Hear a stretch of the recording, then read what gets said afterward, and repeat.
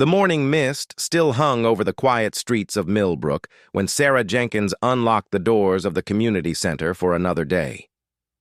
As the center's coordinator, she had seen many challenging times, but nothing quite like the past few months. The old Victorian building that housed their food bank and support services desperately needed repairs, and their funding had been cut by nearly half. Sarah sighed as she looked at the growing list of families needing help. The community center served over 200 families each week, providing everything from hot meals to job training programs. Located in one of the most overlooked neighborhoods in the country, Millbrook rarely appeared in newspapers unless something terrible happened. The residents here were hard-working people who had fallen on difficult times. There was Mrs. Thompson, an elderly widow who chose between heating her home and buying groceries. Young mother Emma Rodriguez worked 2 part-time jobs but still struggled to feed her 3 children. Retired factory worker Tom Bradley volunteered at the center every day, even though he barely had enough for himself. What the people of Millbrook didn't know was that their little community had caught the attention of someone very special. 3 weeks earlier, a handwritten letter had arrived at Kensington Palace. It wasn't addressed to any particular royal family member, just to someone who might care. The envelope was slightly crumpled, written in careful handwriting on plain paper. Inside, 12-year-old Lucy Chen had written about her community. She described how her neighbors helped each other, how the community center was like a lifeline for everyone, and how worried people were about its future. Lucy wrote about seeing her single mother cry when she thought no one was looking, about elderly people walking miles because they couldn't afford bus fare, and about families sharing meals so everyone could eat. The letter found its way to Princess Kate's private secretary, who was immediately moved by the young girl's words. When Princess Kate read Lucy's letter during her morning briefings, she felt a deep connection to the community's struggles. She had always been passionate about supporting families and children in need, and something about Lucy's honest words touched her heart. Princess Kate shared the letter with Prince William that evening. As they sat in their private study, she read passages aloud while he listened intently. William had spent years working with various charities, but he was particularly drawn to grassroots organizations that made real differences in people's daily lives. "This sounds exactly like the kind of place we should visit," William said, looking up from the letter. "But not with all the usual formalities and media attention. These people need real help, not a photo opportunity." Kate nodded, already thinking about how they could make a meaningful difference. "What if we went quietly? No advance teams, no press, just us finding out what they really need." The idea excited them both. Over the next few days, they began planning what would become their most personal royal engagement. They contacted a trusted aide who had connections in community development work. Through careful, discreet inquiries, they learned more about Millbrook and its challenges. The community center was indeed struggling. The roof leaked in several places, the kitchen equipment was breaking down, and they were running out of space for their expanding programs. But more than physical improvements, the center needed sustainable funding and resources to continue their work. Prince William and Princess Kate decided to visit Millbrook without any official announcement. They would arrive like any other volunteers and spend time understanding the community's real needs. It was risky. Royal security would be challenging to arrange discreetly, and there was always the possibility of being recognized. But they were determined to do something different. Too often, royal visits were carefully orchestrated events that showed only what organizers wanted them to see. This time, they wanted to experience the community as it really was. Their security team initially resisted the plan. How could they protect the future king and queen in an uncontrolled environment? After several meetings, they developed a compromise. A small, discreet security presence would be established, but it would be nearly invisible to the community. 2 weeks before their planned visit, Prince William and Princess Kate began preparing in ways they had never done before. They studied the area's history, learned about local challenges, and even practiced dressing more casually than usual. Kate borrowed clothes from her sister Pippa, choosing simple jeans and a warm sweater that wouldn't draw attention. Meanwhile, in Millbrook, life continued as usual. Sarah Jenkins worked tirelessly to keep programs running despite budget constraints. The community garden project that Tom Bradley had started was producing vegetables for the food bank. Emma Rodriguez had started a small child care group so parents could attend job interviews. Lucy Chen, who had written the letter that started everything, continued helping at the community center after school. She didn't know that her words had traveled all the way to Kensington Palace and inspired a royal visit. She simply saw neighbors who needed help and did what she could. The day before the visit, Sarah received a surprising phone call. A woman with a polite English accent introduced herself as representing a private charitable foundation that had heard about their work. She asked if it would be possible for 2 foundation representatives to visit the next day to see the center's operations firsthand. Sarah was cautious but hopeful. The caller seemed genuinely interested in their programs and asked thoughtful questions about their needs. When Sarah mentioned that Tuesdays were usually busy days with both the food bank and children's programs running, the caller said that would be perfect for understanding their full scope of work. That evening, Sarah stayed late to make sure the center was presentable. She didn't want to miss any opportunity for support, even if it was just 2 people from a foundation she had never heard of. Little did she know that she was preparing for the most extraordinary day in Millbrook's history. As Tuesday morning approached, Prince William and Princess Kate made their final preparations. They had studied maps of the area, learned about public transportation routes, and even practiced arriving like ordinary visitors. Their security team had spent days developing plans that would keep them safe while allowing them to interact naturally with the community.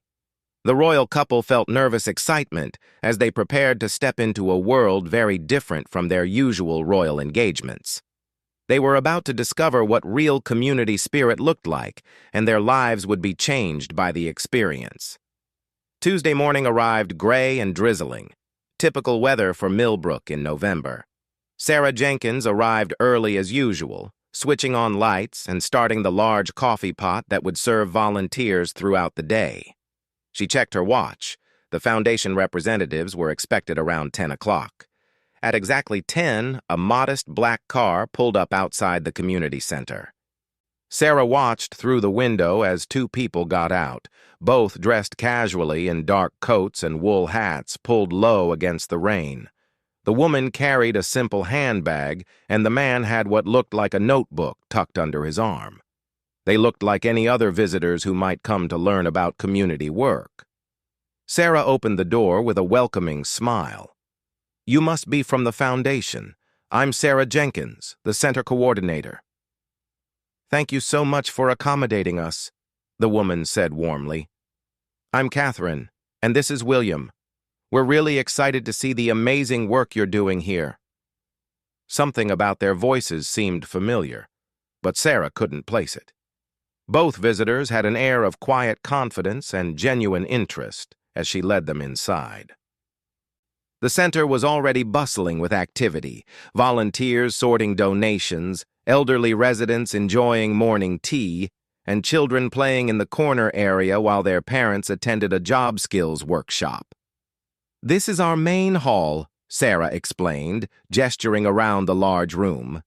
"We serve breakfast until 9, then it becomes our workshop space. The food bank operates from that area over there, and we have smaller meeting rooms upstairs for counseling and one-on-one support." Catherine and William listened intently, asking thoughtful questions about how programs were organized and what challenges they faced. They seemed particularly interested in how the center supported families with children and elderly residents living alone. As they toured the facilities, Sarah noticed how naturally both visitors interacted with people they met. When elderly Mr. Patterson mentioned the cold weather was making his arthritis worse, William spent several minutes talking with him about heating costs and winter preparations. Catherine knelt down to chat with 5-year-old twins whose mother was attending the job skills workshop. "Your volunteers seem very dedicated," Catherine observed as they watched Tom Bradley organizing donations with military precision. "Tom is incredible," Sarah said proudly. "He's here every day, even though he's dealing with his own challenges. Most of our volunteers are people who have been helped by the center themselves. They understand what it means to need support." As the morning progressed, word spread quietly through the center that 2 very kind visitors were taking a real interest in their work. People began approaching Catherine and William with their stories, sensing something special about these strangers who listened so carefully. Emma Rodriguez found herself talking to Catherine about the difficulties of balancing work and child care. "I want to provide for my children, but good child care is so expensive. The little group we've started here helps, but I still worry about leaving them while I work evening shifts." Catherine listened with genuine concern, asking practical questions about child care costs and available support services. Her questions showed she understood the real challenges working parents faced, not just the surface issues. Meanwhile, William was deep in conversation with several local men who had been laid off from factory jobs. They explained how the center's job training programs had helped them develop new skills, but finding employment remained difficult in an area with limited opportunities. "The problem isn't that we don't want to work," explained Dave Morris, a former welder learning computer skills. "It's that the jobs that pay enough to support a family are mostly somewhere else, and we can't afford to move." William nodded thoughtfully, asking about transportation, training costs, and what kinds of businesses might be encouraged to locate in the area.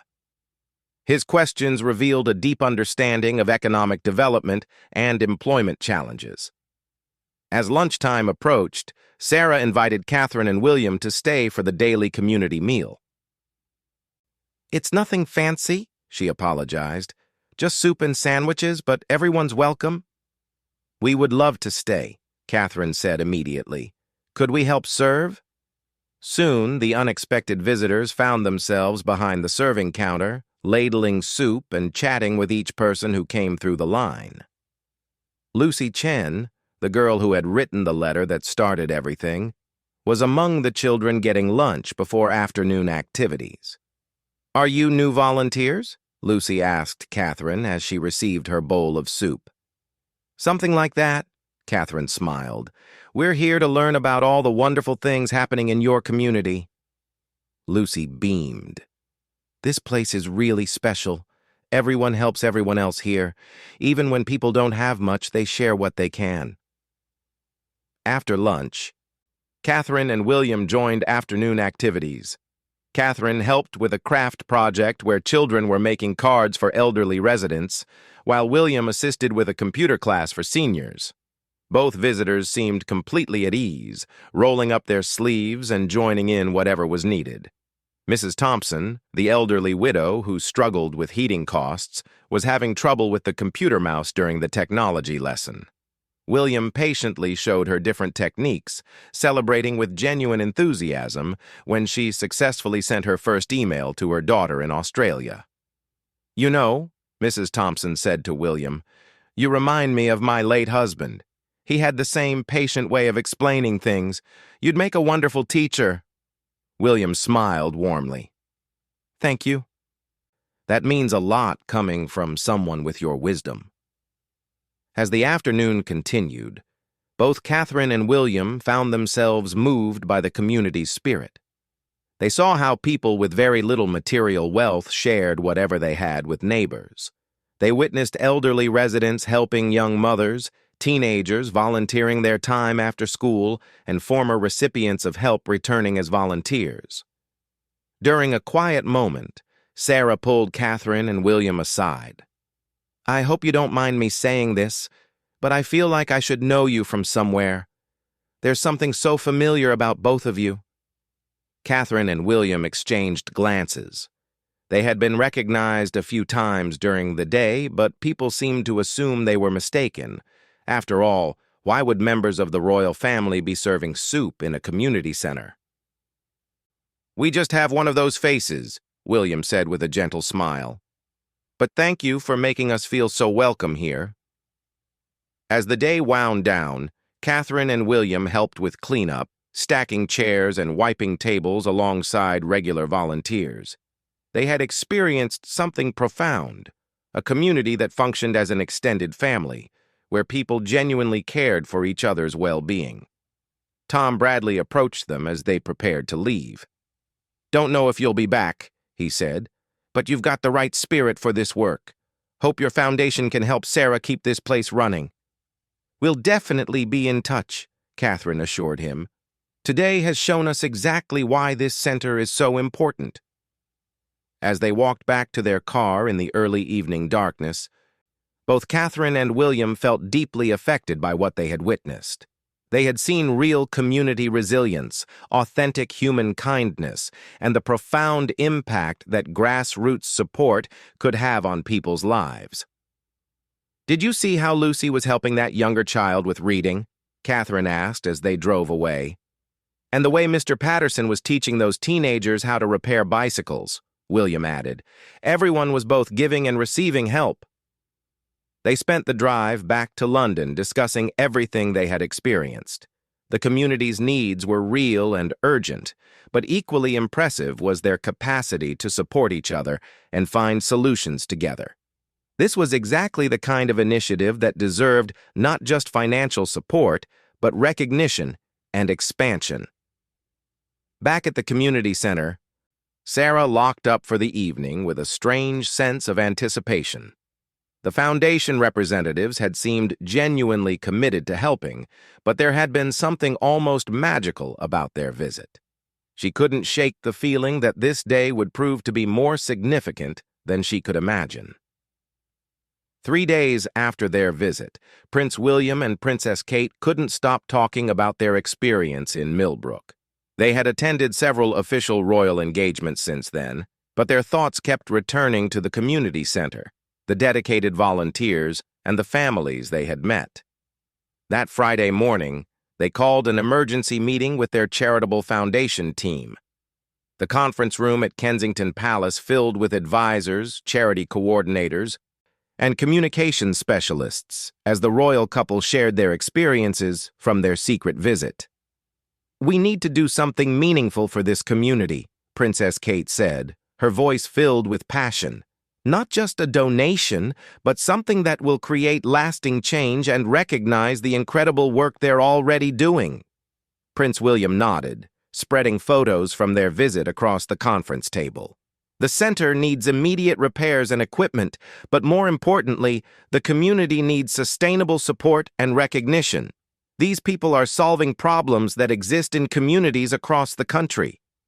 Their foundation director, James Morrison, listened carefully as they described the center's programs and the people they had met.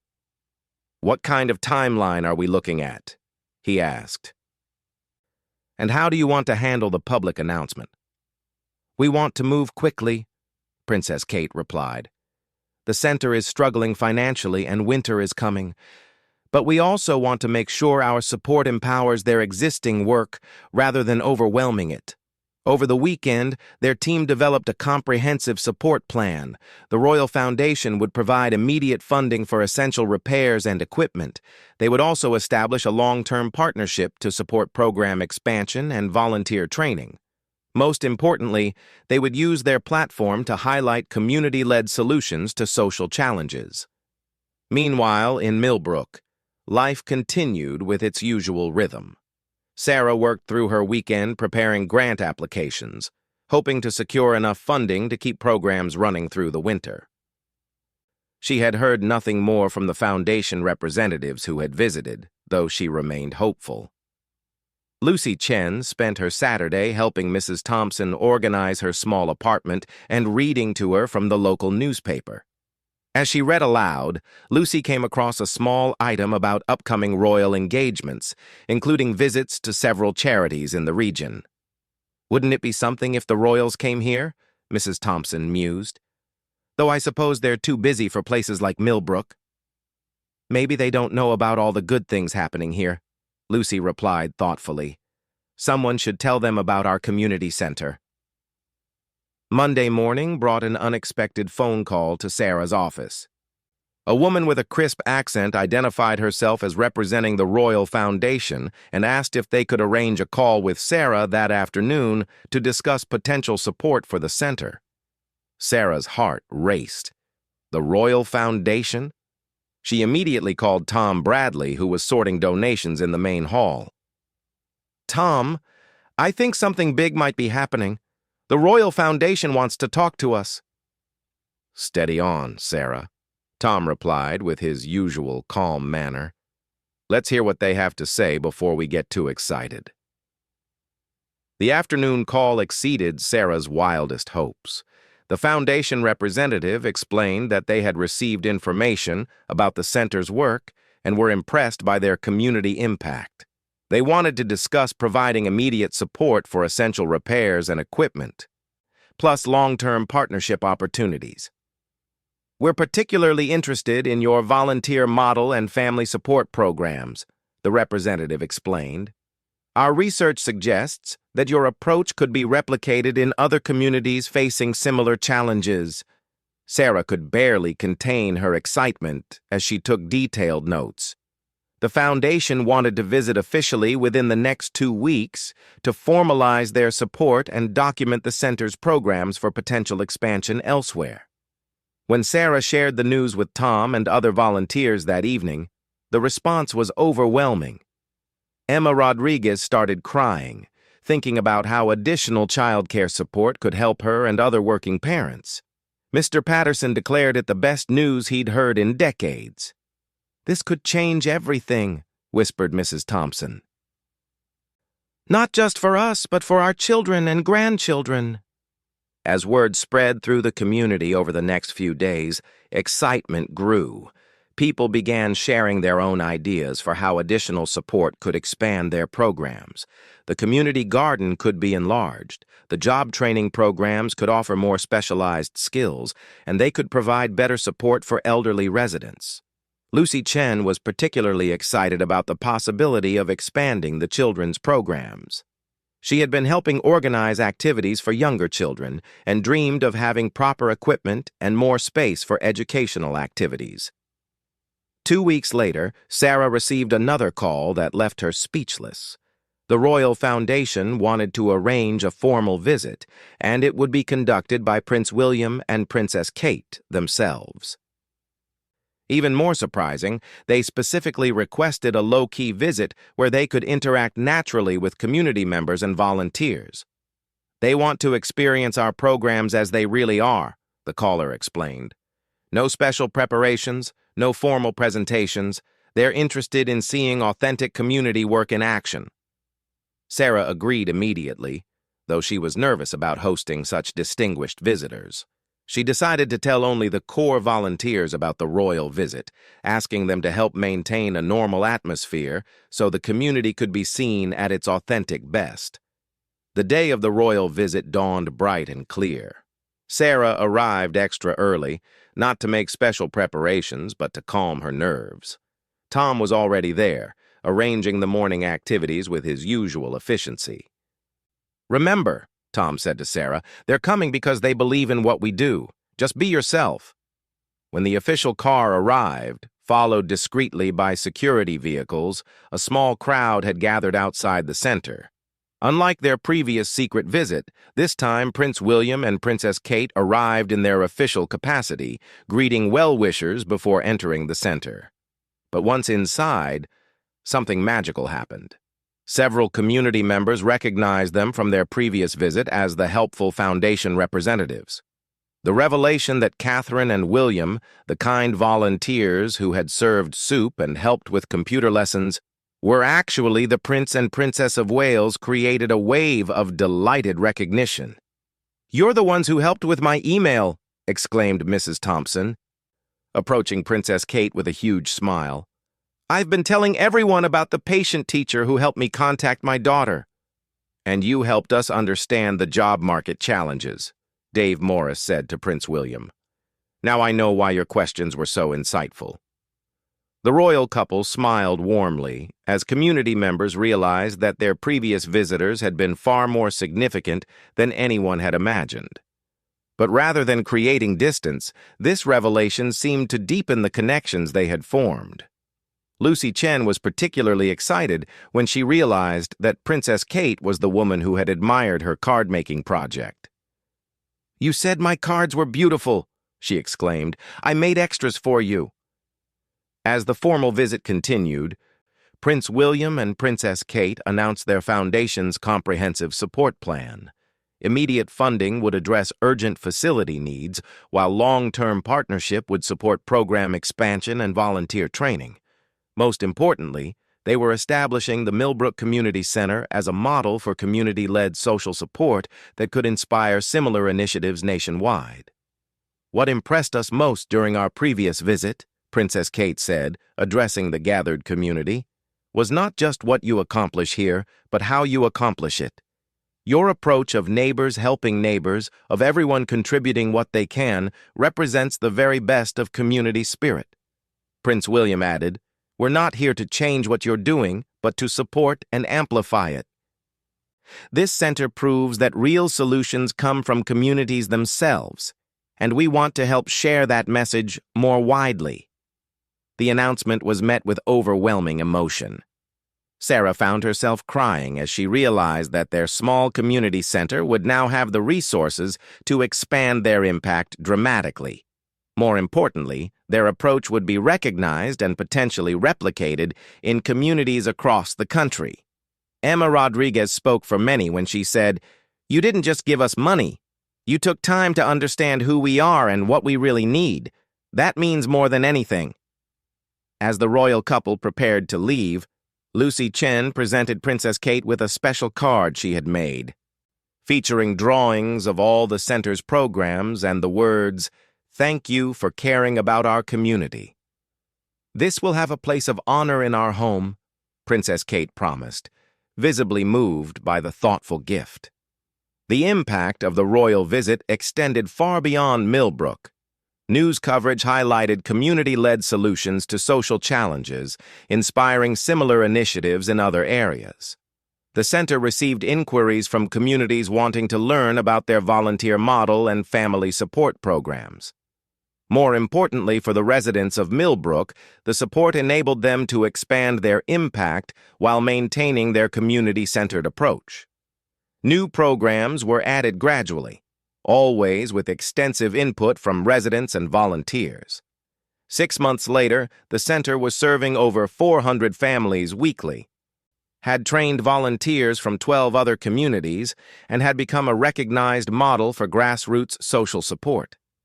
The building had been renovated, but it still felt like the same warm, welcoming place where neighbors helped neighbors. And sometimes, when the royal couple's schedule permitted, Catherine and William would make quiet visits to Millbrook, joining in activities just like any other volunteers, because they had learned that the most meaningful royal work happened not in grand ceremonial settings, but in places where people gathered to care for each other with genuine love and practical support. The letter from Lucy Chen still hung in Princess Kate's private study, a reminder that the most important voices often come from the most unexpected places, and that real change begins with listening to communities and supporting their own solutions.